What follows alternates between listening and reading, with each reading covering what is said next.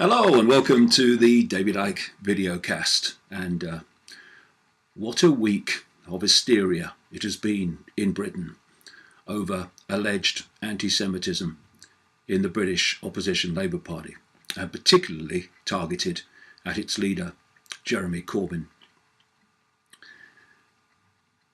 The horrors of Nazi Germany should not be forgotten. The unspeakable, unimaginable treatment of Jews and communists and the disabled by the Nazi regime was almost beyond comprehension. But there's something else beyond my comprehension. How people who didn't suffer in Nazi Germany can exploit the suffering of those who were there to pursue an agenda today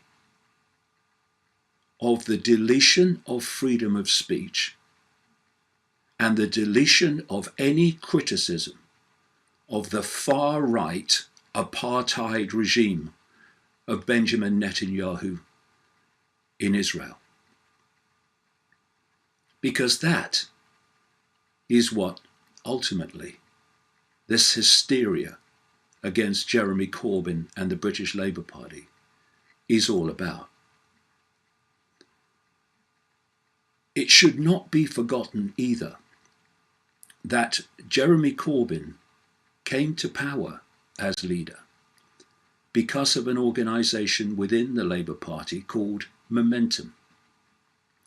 Momentum was created by John Landsman, James Schneider and Adam Klug, all of them Jewish. And now we are being asked to believe that Corbyn, who has actually shown himself to have no backbone in response to this, by the way, is some kind of evil symbol of anti-Semitism. What he has done, and this is the point, and what many in the Labour Party do, is to challenge the behaviour of the Netanyahu regime in Israel. But it's much, much wider than this, and I'm going to get into the very wider aspects of this as we go along. You can see the orchestration of this anti-Semitism hysteria in league with the pathetic mainstream media. Oh, pathetic and mainstream media. God, I repeat myself. And you can also see it in the fact that some of the people most targeted by these ultra-Zionist zealot groups are Jewish people. The Labour Party has been suspending Jewish people over claims of anti-Semitism, brackets, criticism of Israel and support for the Palestinians. And there's a reason why Jewish people are particularly targeted by these ultra-Zionist zealot groups when they challenge Israel. Because it's very easy, and so many people fall for it all the time, it's very easy to dub someone who's not Jewish an anti-Semite, a racist. By the way, Semitism relates to a language group in the Middle East, or language groups, and the overwhelming vast majority of those groups are Arabic peoples. Even the very name is a misnomer, the very label. But it's easy, you see. He's an anti-Semite. Yeah, he's an anti-Semite. Evidence? Evidence? Well, we don't do evidence anymore. He's an anti-Semite. But it's much more difficult to dub Jewish people anti-Semitic, But my God, bizarrely, they actually try. And they call them self-haters. We've got to have some hate. Where would we be without throwing hate in all directions? And so you have Jewish activists challenging the behavior of Israel, and Netanyahu targeted most viciously of all by these ultra-Zionist zealots, because it's not about anti-Semitism. It's not about stopping racism. It's about using that as an excuse to exploit, so that your agenda of deleting freedom of speech so people can't say what you don't want, and criticism of Israel is no more. And where this has been going, and is going even more every week, is to equate criticism of Israel and Zionism with anti-Semitism. And because of that, they can dub Jewish people anti-Semitic. And we should not forget this. In a global population currently around 7.5, 7.6 billion, the number of Jewish people in the world numbers 16 million. Many of those 16 million do not support Zionism. In fact, some vehemently oppose it. And most of the others that support Zionism, which by the way is not a race, it's a political philosophy. You're racist now if you oppose a political philosophy. Where are we? Well, we know what we are. Opening the door to 1984. And most of those that support Zionism, of the 16 million, do so on the basis of supporting the existence of Israel, which they have every right to do. But what, in my experience anyway, most of them do not understand, is that there are actually two Zionisms. And the other Zionism, known as revisionist Zionism, is the one in control of Israel and the Netanyahu regime. Revisionist Zionism, which was the work of a man called Jabotinsky, thought it fine and completely okay to use violence to reach your end goal, which is what, of course, is happening all the time.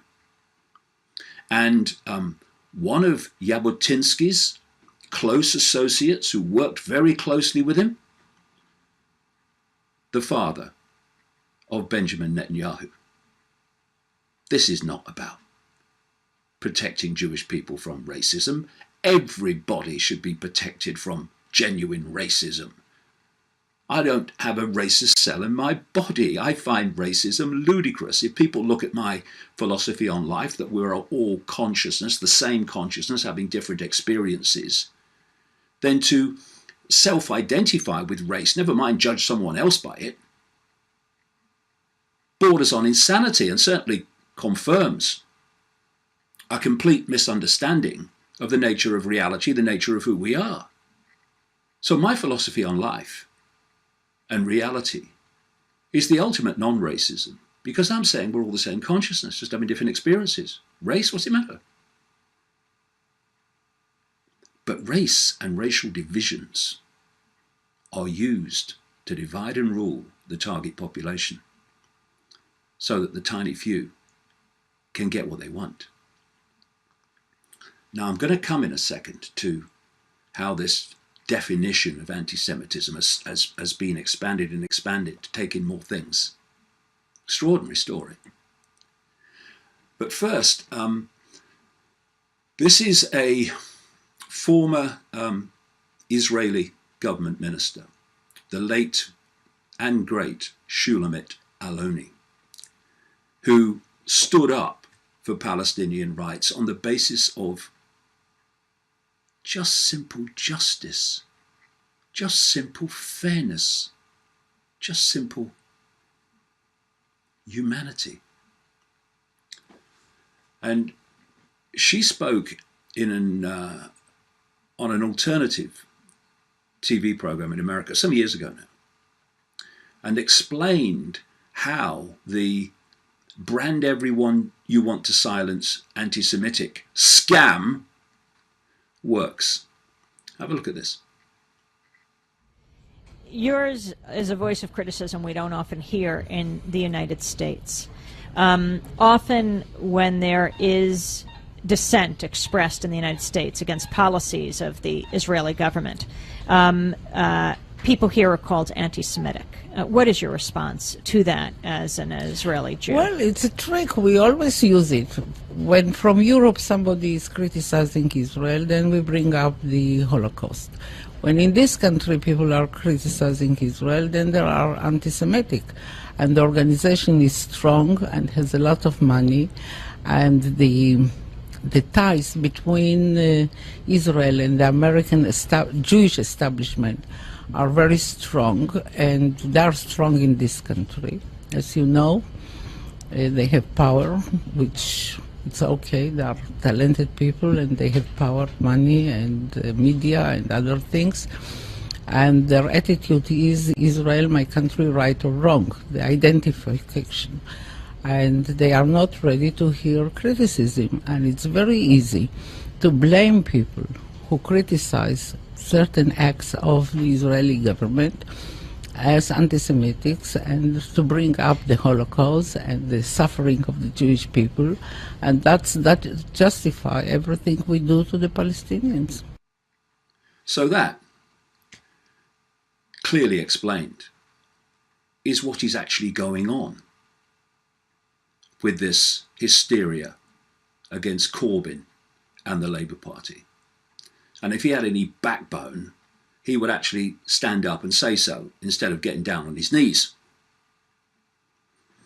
And the way this whole thing works is that there is a global network of groups. I call them ultra-Zionist hate groups, and I call them hate groups because their modus operandi is to get the public to hate their targets, and their targets increase all the time. I'm one of them. And so every country, in the West anyway, but particularly countries like America, Canada, Britain, and others in Europe, have these groups going under different names, but working to the same agenda.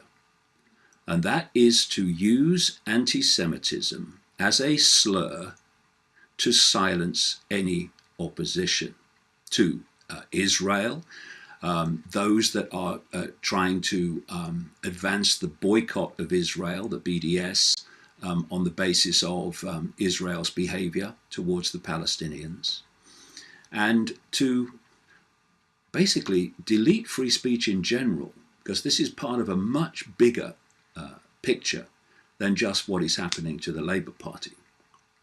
And Al Jazeera television, the Arabic station, did a series called The Lobby, where they used hidden cameras to film, secretly, obviously, people involved in this lobby in Britain, to expose how they worked and manipulated through political parties, including the Labour Party. And in one of the scenes, a operative with the Israeli embassy in London was caught on film talking about the takedown of a government minister.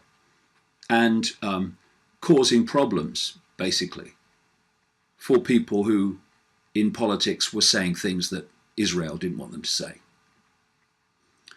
And on davidicke.com, the posting of this video there, underneath I posted the links to this series, The Lobby. Now, I mentioned earlier that the definition of anti-Semitism has been widened and widened, and it's taking in more and more things that are not anti-Semitic at all.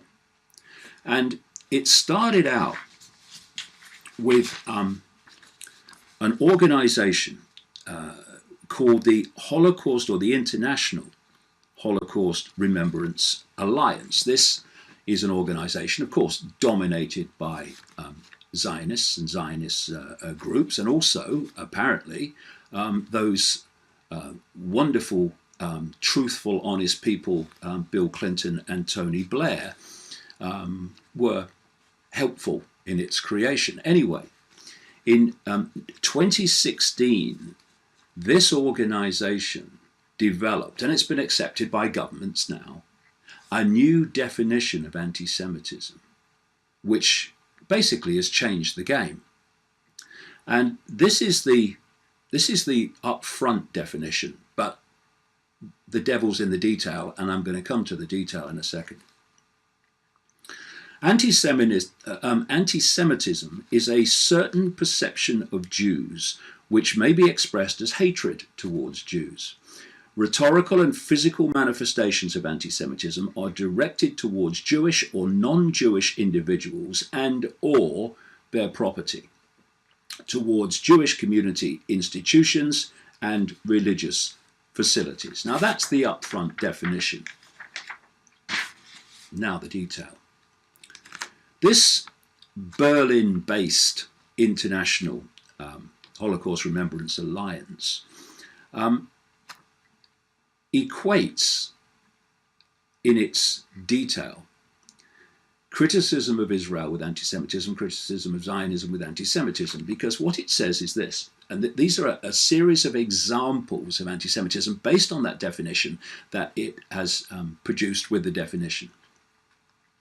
Contemporary examples of anti-Semitism in public life, the media, schools, the workplace, and in the religious sphere could, taking into account the overall context of that definition, include but not be limited to, because there are no limits to what they can dub anti-Semitic or hate speech. It's just what they decide it is, so that you don't have limits in your definitions.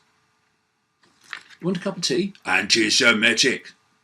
Coffee? Anti-Semitic. Cake? We're heading down that road.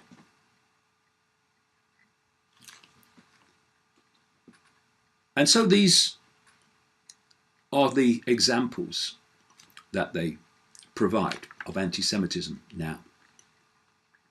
Making mendacious, dehumanizing, demonizing, or stereotypical allegations about Jews as such, or the power of Jews as collective, such as, especially but not exclusively, the myth about a world Jewish conspiracy, or of Jews controlling the media, economy, government, or other societal institutions.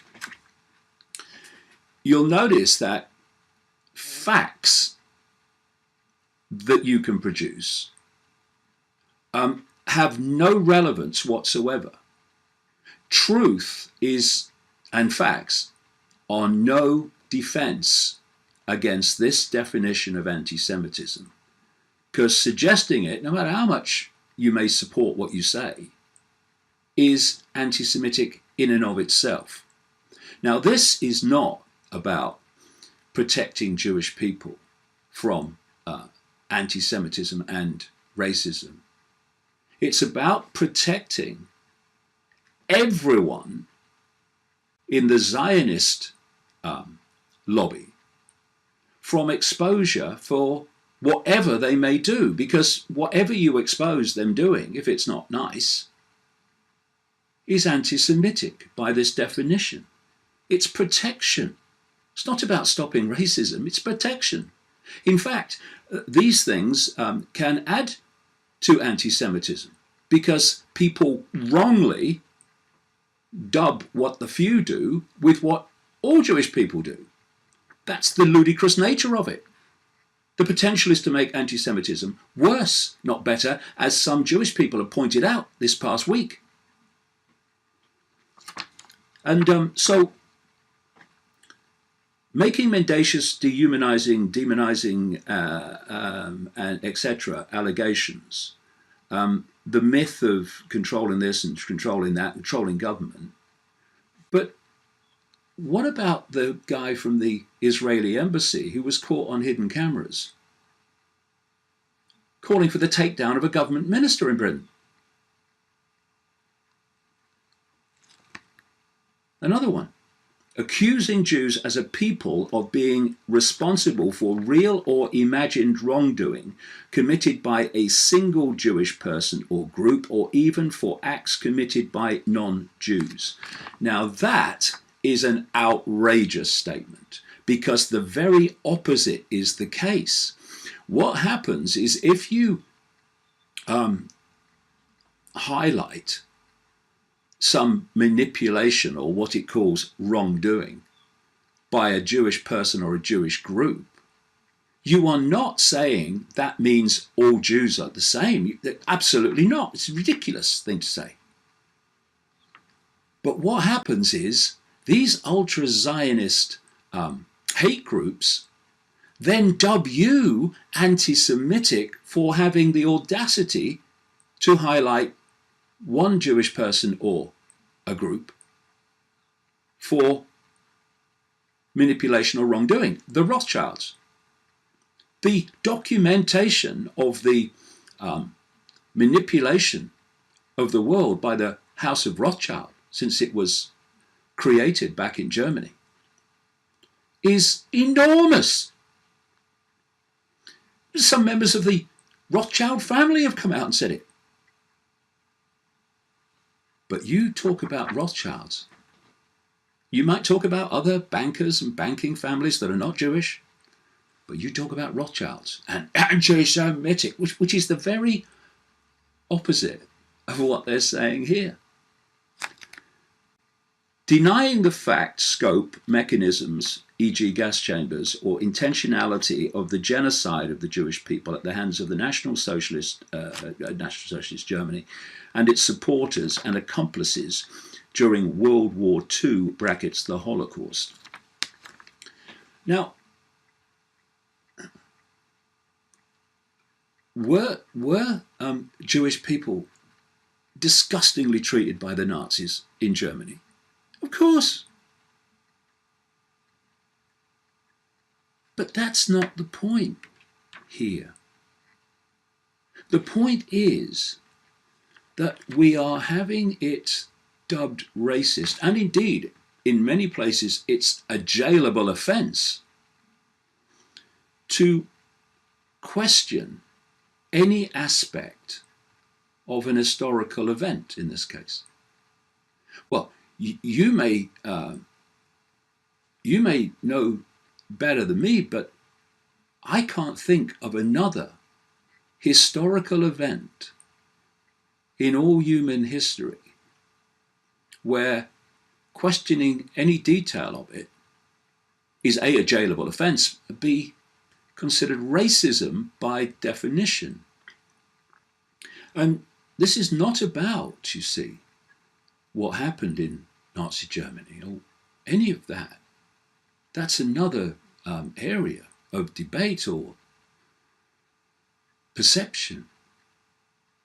It's about what it says about freedom of speech and freedom of opinion, that it's a jailable offence, or you're dubbed a racist by definition for questioning any aspect of an historical event. Whatever event that is insanity, surely. in what is alleged to be a free society. But that is a definition of anti-Semitism. Accusing the Jews as a people or Israel as a state of inventing or exaggerating the Holocaust. So, no one has ever said anything about what happened in Nazi Germany, who happens to be Jewish, that is open to question or debate or query. What, no one? Ever? That's what this says. Because you can't question anything. Otherwise, it's a definition of anti-Semitism. I mean, let's just take a deep breath and look at this from the wider picture without the hysteria.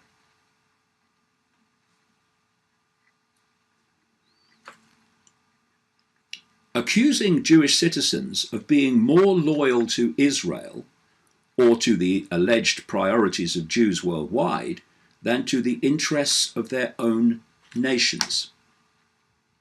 That is an example given in this new definition of anti-Semitism of anti-Semitism. So, again, we are saying or being told we have to accept that no Jewish person anywhere in the world puts the priorities of Jewish people ahead of the priorities of the country they are living in. Or not one single Jewish person in the entire world is more loyal to Israel than the country they are living in. Are we saying that? What, no one? But you point out that there is evidence to suggest that this person or that person does put loyalty to Israel above the country they're in. And you are, by definition, an anti-Semite. This is the madness that we are dealing with. Applying double standards by requiring of Israel a behavior not expected or demanded of any other democratic nation. Well, what about demanding of Israel that which is expected and demanded of democratic nations, like not having an apartheid racist state in which you have second-class citizens treated very, very differently to the ruling group?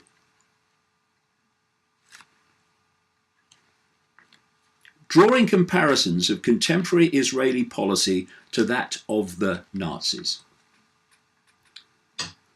So, revisionist Zionism has concluded that it's okay to use violence to reach your end. A revisionist Zionist, Benjamin Netanyahu, is in power in Israel. And we have a racist apartheid state in which the Palestinians are treated so disgustingly it's almost incomprehensible. But if techniques used by the Nazis are used by the Netanyahu regime and its military against Palestinians, you cannot say that, even with evidence, because it's anti-Semitic. And you might gather, as I go through these new definitions of anti-Semitism since 2016, that this is not about protecting Jewish people from racism and discrimination. It's about protecting Israel from any exposure, any criticism. The final one, holding Jews collectively responsible for actions of the state of Israel. Well, that would be ridiculous to do because it's not true. But when these ultra-Zionist hate groups and the revisionist Zionist extremists in Israel make their public statements, they claim to be speaking for all Jewish people, even though they're not, and nothing like. And so this expanded definition, and watch for the expansion creeping, I'll get to that as well because it's already doing so,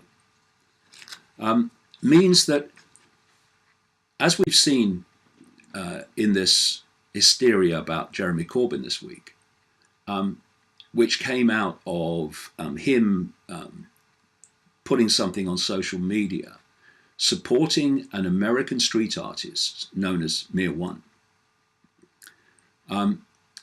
who was pointing out that his mural on a wall in London depicting bankers living off the backs of the oppressed masses. Talk about telling the truth, eh? That's not true? Are you having a laugh? Corbyn put something on social media saying, basically, yeah, support that it shouldn't be removed. And now, because of this hysteria, and it's all orchestrated, someone's found that comment by Corbyn and said, look, he's supporting anti-Semitism. Because what they are claiming is that this group of bankers living off the backs of this oppressed majority masses were depicted as Jewish people. Well, of course, the artist, Mere One, was misrepresented completely in the media. Well, again, I repeat myself. So he wrote an article for davidicke.com saying actually what it was all about. And he pointed out that these bankers were representations of the Rockefellers, the Morgans, and the Rothschilds and others. But because the Rothschilds were Jewish, that is anti-Semitic, even though he was talking about bankers.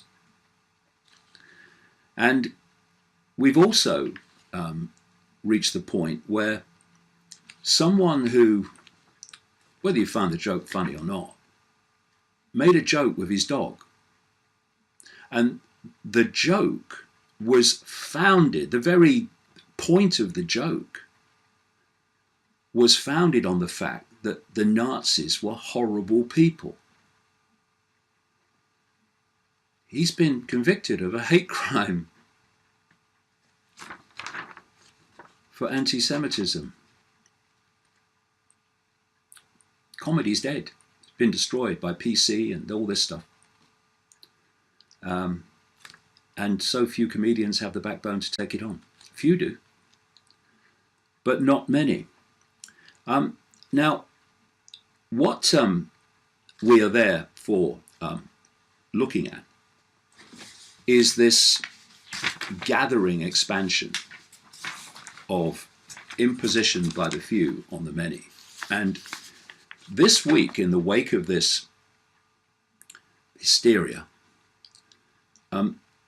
Jeremy Corbyn offered to meet these representatives of the Jewish groups, not necessarily the Jewish community, by the way, not a misnomer, representatives of these Jewish organizations, which followed all this, these attacks on him. And these groups, one of them is called the Jewish Leadership Council, and the other one's called the Board of Deputies of British Jews. They came back to him with a letter, which is just extraordinarily sinister, and basically is demanding the takeover of how the Labour Party is run.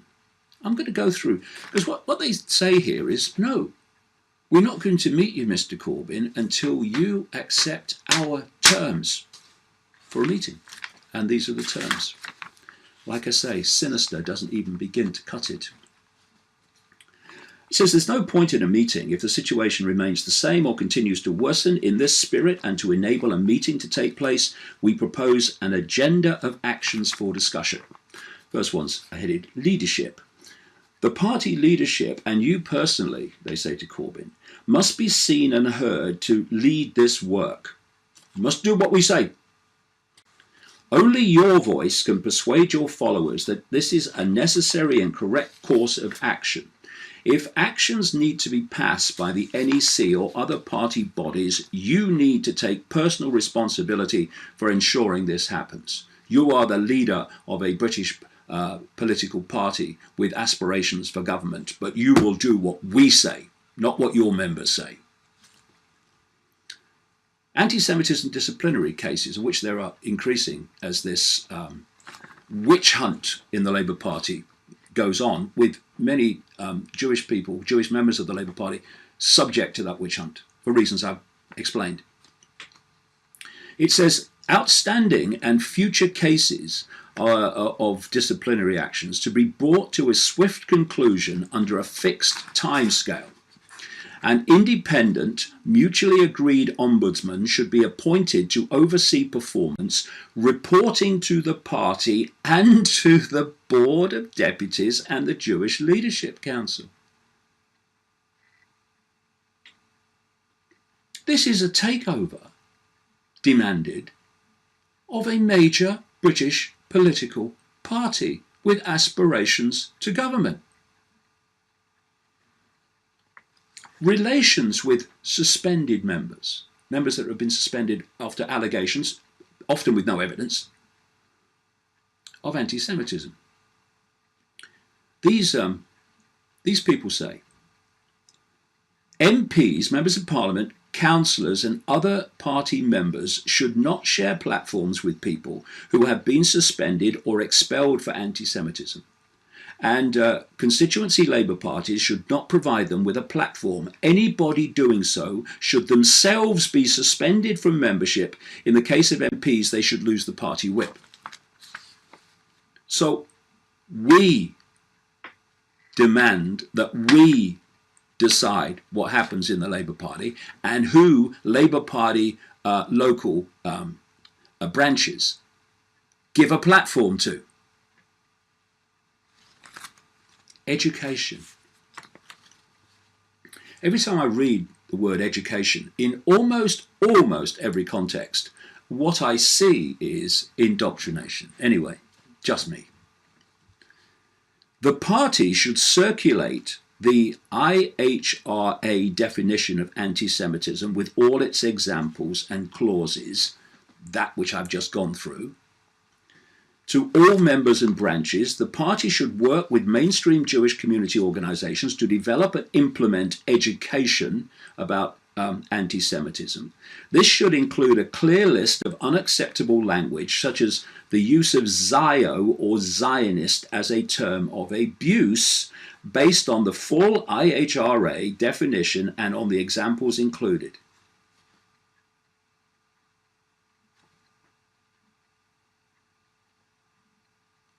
But the political philosophy is called Zionism. People that support that political philosophy call themselves Zionists. But if you say Zionism is doing this or that to these people, like the Palestinians, then that is anti-Semitic. And you see, again and again, what is the recurring theme here? In relation to the Labour Party, but also in relation to the wider world. Equating anti-Semitism and seeing it everywhere for that very reason with questioning and challenging the behaviour of Israel and the political philosophy of Zionism. No, the heading, process. Oh, we must have a process. These changes must be sustained and enduring, because we say so. There needs to be an agreed process to monitor the progress and implementation of these actions. To conclude, your personal pledge to be a militant opponent of anti-Semitism and to always be our ally are vital statements. To always be our ally. What? Whatever you do? Well, you can't criticise us. Well, whatever we do, that'll be anti-Semitic. The situation demands it, they say. No, you demand it. And we would expect nothing less. You do surprise me. In this light, there's an urgent matter that we need you to address. People inside and outside the Jewish community are repeatedly subject to abuse and insults for raising the issue of anti-Semitism in the Labour Party. And people like me, now Corbyn, and so many Jewish activists, are continually subject to mendacious abuse and misrepresentation, lies in other words, by ultra-Zionist hate groups trying to silence us. But it's that great line. It's okay when we do it. Frickin' hypocrites. And it goes on that those Labour Party members and Labour supporting blogs pushing the abuse are largely doing so in your name, Mr. Corbyn. They need to hear you say publicly and in your own voice. Well, how's he going to say it in someone else's? I'm not sure. Anyway, maybe he's a ventriloquist. That we have every right to protest about anti-Semitism. Yes, you do. But not to represent or misrepresent people who are not racist as being so, because it suits your bloody agenda. And that Labour MPs have every right to support us, that our concerns about anti-Semitism are sincere and not a smear as has been widely alleged. I mean, would I even suggest that? And that anyone directing abuse, intimidation or threats, but abuse, intimidation and threats by the ultra-Zionist hate groups against activists and people like me, that's okay. Because it's okay when we do it. Because we're different. Why? We should all be the same. We should all be treated the same.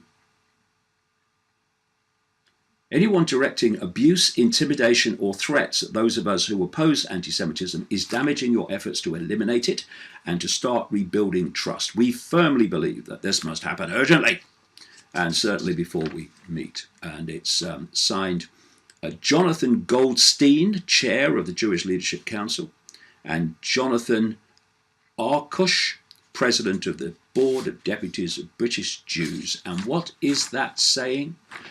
Jeremy Corbyn, get down on your knees. And it's been very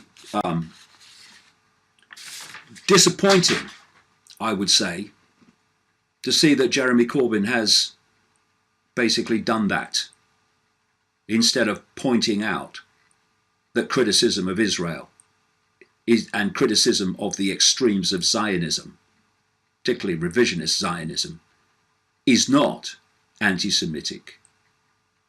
Speaking out for a deeply oppressed and appallingly, disgustingly treated Palestinian people is not anti-Semitic. It's basic frickin' humanity.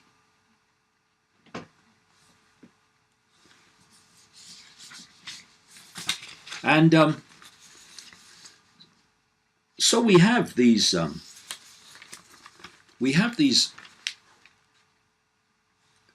groups within a network that are working together to oppose questioning and challenging of Israel by using the weapon of anti-Semitism. And we're talking a ridiculously few people compared with the Jewish population, small as it is at 16, 17 million, in a world of 7.5, 7.6 billion, the people who are actually doing this are tiny compared with the Jewish population in general. And just to give you an idea of the concentration of power over not just censorship, but surveillance now. Of course, Facebook has been big time in the news in recent days because of the exposure of the way that the personal data of Facebook users has been abused disgustingly. And as I've been pointing out for years and years and years, all this social media, Google stuff, it's just a surveillance operation. It's a data gathering operation, and not just for advertising either, by the way. But let's look at these two companies that have been focused upon in recent days. Facebook, Google, and Google-owned YouTube. And so let me look at the control system of these companies. Facebook, Google, and YouTube are run and controlled by 5 Israel-supporting Zionists. Facebook's head and CEO is Mark Zuckerberg. Facebook's chief operating officer is Sheryl Sandberg. And they run Facebook. Google was founded by Larry Page and Sergey Brin, who now run the parent company of Google, controlling Google, called Alphabet. And YouTube, owned by Google, is run by Susan Wojcicki, who is the sister of Anne Wojcicki, the former wife of Google's Sergey Brin. And those 5 people, as has been pointed out, not this part of it, but the organizations in general, Google, Facebook, and YouTube have a colossal impact, fundamental, front line, biggest impact on what people see and don't see today. And of course on the surveillance that goes with it. As I said in last week's videocast, Google, YouTube, and Facebook, with others, represent the greatest concentration of surveillance and censorship power in human history that the world has ever seen. And ultimately, 5 people are calling the shots, at least officially. But there's more. These 5 Israeli supporting Zionists are employing ultra-Zionist hate groups like the Anti-Defamation League in America, which came out of the Rothschild-created B'nai B'rith, Sons of the Covenant, and the Southern Poverty Law Center, which is nothing to do with poverty. It's vastly rich and has been exposed for putting its millions in offshore accounts. It's employing those, or those companies are employing those ultra-Zionist hate groups to advise them on what should and should not be censored. And what has been happening in recent months? YouTube channels giving an alternative narrative to the official one have been deleted and deleted and deleted and deleted. for no reason. Oh, you've gone against our regulations. Well, what are your regulations? Well, whatever we decide they are, so we can delete you. It's so blatant. And this is moving on and moving on and moving on. This is from my new book, Everything You Need to Know But Have Never Been Told, to show how far this is going.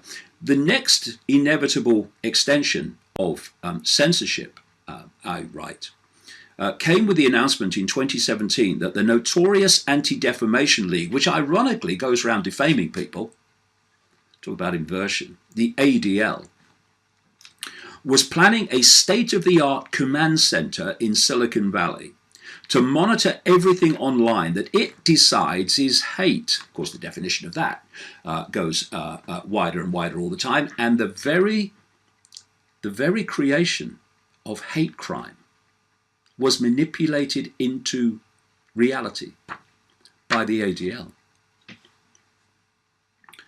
The definition of hate, I write in the book, is this context. Anything that criticizes Israel and anything the ADL decides hate is hate because its censorship suits the agenda.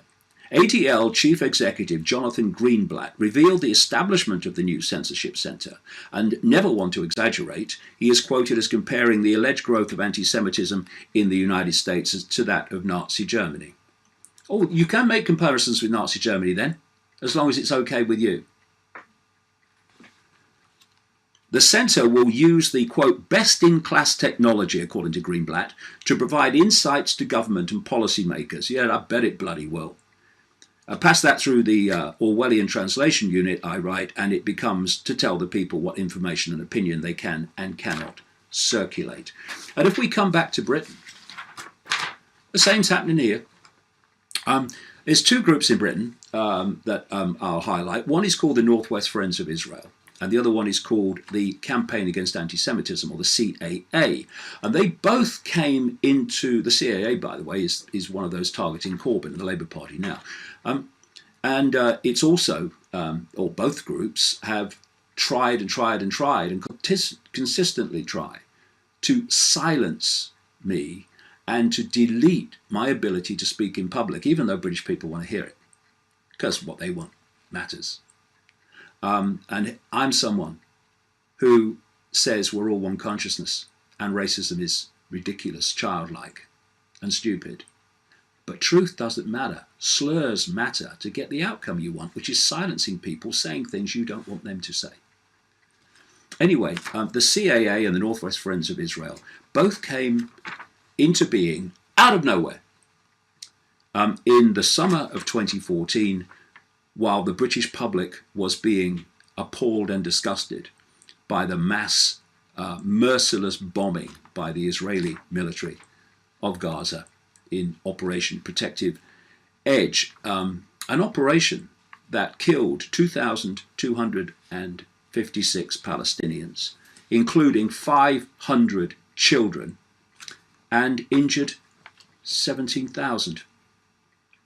But don't point that out. It's anti-Semitic. And this is what the Campaign Against Anti-Semitism says. And it came out of nowhere, funding from private donations, and suddenly it's walking the halls of power, meeting people like Theresa May. Anyway, we have forged links, it says on its website, with the government, local authorities, regulators, police forces, and the Crown Prosecution Service, as well as with companies such as the major social networks. And what are these links, I wonder? We meet at the highest levels to tackle the roots of anti-Semitism and ensure that the law is upheld effectively, consistently, and firmly. And surprise, surprise, this is what it also says. Google and CAA agree to collaborate on cleaning up YouTube as CAA starts recruiting volunteers for YouTube cleanup squad. Anybody wonder why YouTube channels are being deleted? Google and Campaign Against Anti-Semitism have agreed to collaborate on cleaning up anti-Semitic hatred, which is whatever we say it is, on YouTube, with Google granting us access to special content flagging features. Have you got them? For your opinion? No, nor me. Videos that we report to Google will go through a fast-track reviewing process, following which Google may take the video off YouTube or place a number of limitations on it, such as removing it from video suggestions and making it harder to find, ghost banning as they call it. Once a video has been identified as promoting anti-Semitism, brackets, because we say it has, because we say it is anti-Semitic, by that ever-widening definition, Google will use its algorithms to recognize the video if it is uploaded to YouTube again using a different user account. Whilst we may not always agree with Google about what should be on YouTube, this is a very promising collaboration, oh, I'm sure it is, which we hope will enable us to work with Google to reduce the amount of anti-Semitic material, brackets, whatever we say is anti-Semitic material, appearing on YouTube. We are now building a volunteer team to help us to flag videos which should be reported using the special reporting features supplied to us by Google, but not to you and me. If you would like to join the team, please go to, and all the rest of it. You know, if there were proper journalists around, anyone remember them? There's still a few. God, what a nightmare it must be if you're a proper journalist working in the mainstream media today.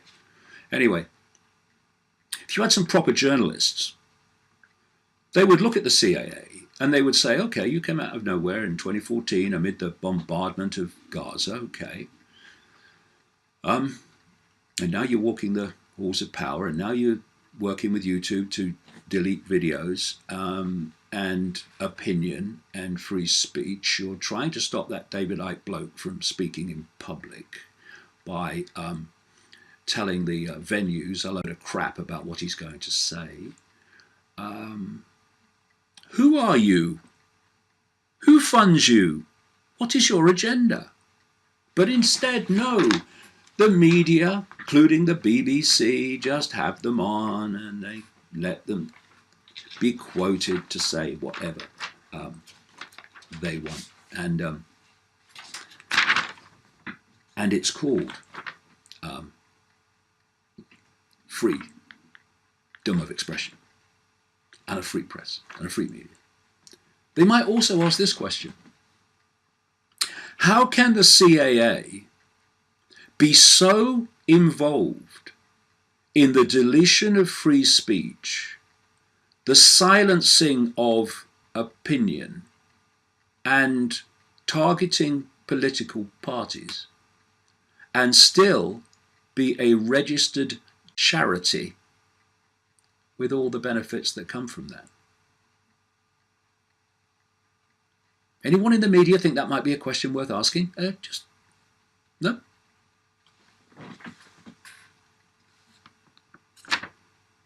So, let's look at the other side of this.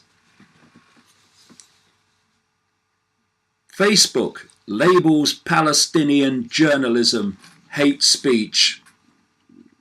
Facebook is defending its decision to shut down the page of a major Palestinian news outlet describing the action as a move against hate speech. The social media giant closed without warning, it's always without warning, the page of the Safa Palestinian press agency, which had 1.3 million followers, as well as Safa's account on the photo sharing Instagram, which, like WhatsApp, is also owned by Facebook. Zuckerberg.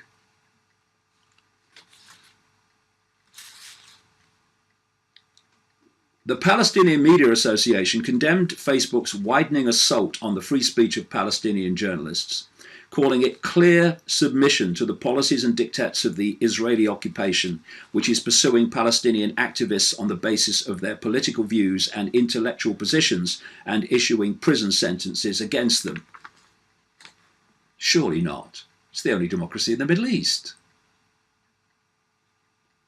By referring to hate speech and incitement as justifications to silence journalists, Facebook has adopted the framework of Israel, which routinely uses such broad and ill-defined terms to describe virtually all criticism of its violent military occupation over Palestinians or its state ideology, Zionism, which is not racist even though it has Jewish-only settlements, Jewish-only streets, Jewish-only this, Jewish-only that. It's not racist. Anti-Semitic to say it's racist. The company did not respond to a question about whether it had taken action against Safar based on a request from Israel, but the Intercept website's Glenn Greenwald, who's a very respected journalist who actually just care about the truth, the Intercept's Glenn Greenwald had previously written and spoken about Facebook's collusion with Israel and the United States to silence voices they don't like. See Labour Party now in Britain. Facebook has repeatedly demonstrated its willingness, at times bordering on eagerness, to curry favour with powerful governments by deleting content they don't like, Greenwald said.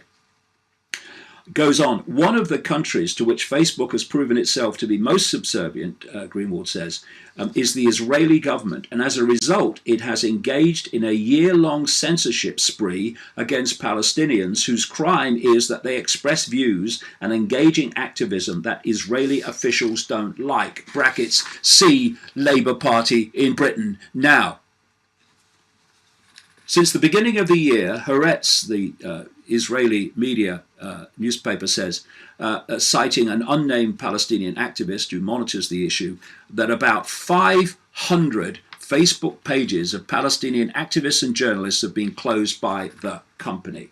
And according to Greenwald, Facebook has empowered Israeli officials to control its content by obeying their censorship dictates in almost all cases. Brackets, see the Labour Party now. See me now. And just last week, Justice Minister Ayelet Shaked, and if you want to talk about extremism, go onto a search engine, put in Ayelet Shaked, S-H-A-K-E-D, and see some of her quotes, if you want to see extremism. Justice Minister Ayelet Shaked praised Facebook for its actions against Palestinian accounts. She said terror organizations, because that's it, if you're not anti-Semitic, you're a terror organization if you're criticizing Israel. Terror organizations have moved on to operating on Twitter instead of Facebook, Shaked said in a conference in Jerusalem. The reason is because of the fruitful cooperation between Israel and Facebook, i.e. Facebook does whatever we tell them, and the lack of cooperation between Israel and Twitter. But you won't have to wait for long. According to Shaked, the Justice Ministry has asked Facebook to disable some 12,351 Palestinian accounts for their alleged connection to terror and incitement to violence. And what we're seeing now is the further expansion of the definition of anti-Semitism to anyone saying, even with the enormous evidence that I, for one, produce in book after book after book, and some of them ain't small, to say the least,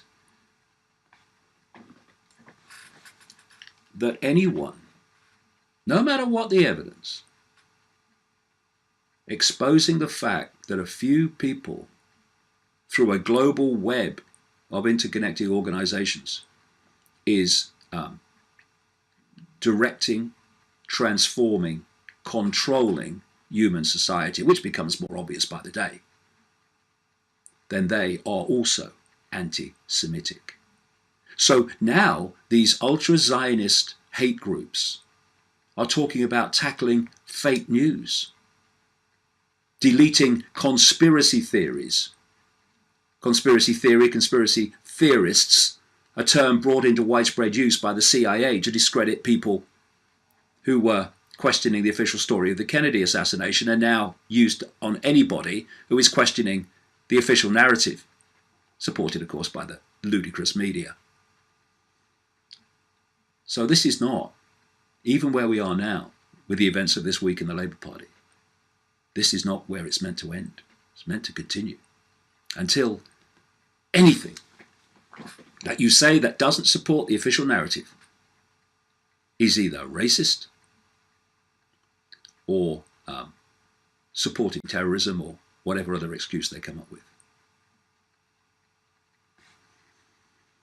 And like I say, it's been very disappointing to see the backbone deleted response to all this by Jeremy Corbyn, when he should have been looking it in the eye and calling it out for what it is.